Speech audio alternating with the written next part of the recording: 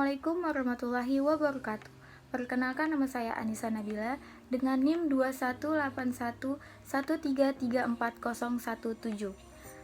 Kelas A Gunung Kidul, Program Studi D4 Administrasi Perkantoran, Fakultas Ekonomi Universitas Negeri Yogyakarta. Di sini saya akan menjelaskan bagaimana peran pemuda Indonesia dalam menghadapi pandemi COVID-19. Bermula dari kota Wuhan, tepatnya di Tiongkok, virus jenis baru ini telah menyebar ke belahan negara di dunia yang menyebabkan timbulnya penyakit coronavirus disease 2019 atau yang disebut dengan COVID-19. Tentunya, kondisi ini tidak boleh dianggap remeh dan dibiarkan begitu saja. WHO pun juga sudah menetapkan pandemi COVID-19 sejak akhir tahun 2019 yang lalu. Seperti yang kalian semua tahu, COVID-19 sudah seperti kekuatan mematikan yang tidak bisa dihentikan. Melanda lebih dari 188 negara dan wilayah di seluruh dunia. Jumlah kematian sudah menyentuh 13.000 orang dan masih terus bertambah dengan kian mencepat. Untuk itulah peran pemuda Indonesia sangat dibutuhkan dalam menghadapi COVID-19. Yang pertama yaitu senantiasa di rumah. Para pemuda diwajibkan senantiasa terletak di rumah, menjajaki peraturan yang sudah dibuat oleh pemerintah, seperti bermain, belajar, bekerja, beribadah dari rumah. Perihal ini bertujuan untuk menolong pemerintah serta tenaga kesehatan buat menjauhi penyebaran COVID-19. Yang kedua yaitu disiplin serta konsisten. Lewat semangat para pemuda, kita dapat melawan pandemi COVID-19 dengan disiplin serta tidak berubah-ubah, melindungi protokol kesehatan dimanapun serta kapanpun. Senantiasa mengenakan masker, melindungi jarak, serta berani menegur siapapun bagi melanggar protokol kesehatan demi keselamatan bersama. Yang ketiga yaitu melaksanakan bimbingan protokol kesehatan.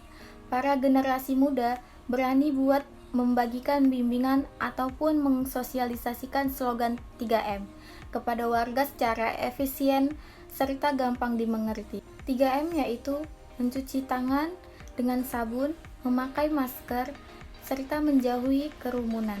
Tiga perihal inilah inti dari salah satu kampanye dengan upaya yang kolektif, tidak berubah-ubah, terintegrasi, hendak menciptakan akibat yang positif. Selanjutnya yang keempat, silih menetapkan serta mengingatkan dengan menjalankan komunikasi lewat digital. Dalam keadaan semacam ini, berarti sekali untuk kita seluruh buat silih menetapkan serta menegaskan kepada mereka yang sehat ataupun yang sakit, saudara yang dekat maupun yang jauh. Pastinya dengan menggunakan teknologi komunikasi yang dikala ini telah menjadi mutakhir supaya pemberitaan COVID-19 yang tiap harinya terus menjadi meningkat serta mengkhawatirkan tidak buatnya tertekan.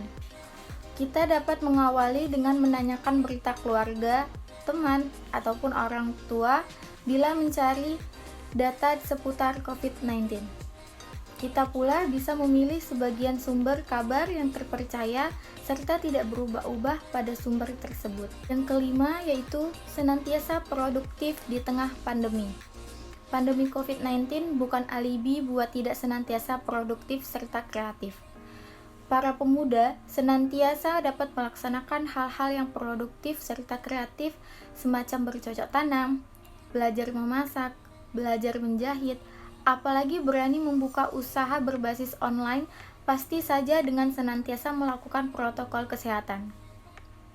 Tidak hanya itu, dapat pula menjajaki kelas online yang diadakan sepanjang pandemi COVID, mulai dari kelas pengembangan diri semacam digital marketing, desain grafis, sampai sharing session.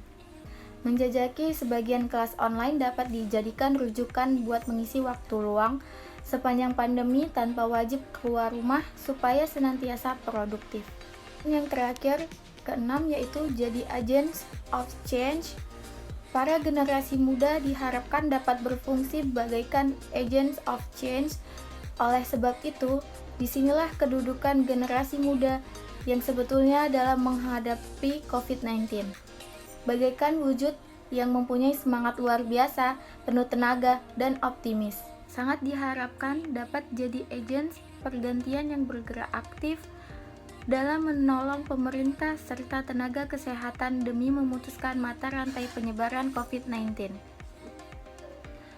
Dari penjelasan tersebut sangatlah jelas bahwa anak muda mempunyai kesempatan yang besar buat ikut berkontribusi dalam penindakan COVID-19, baik jadi sukarelawan maupun dengan mengantarkan aspirasi penindakan pandemi dari bermacam susunan warga kepada pemerintah lewat inisiatif kalangan muda, baik secara langsung maupun lewat media online.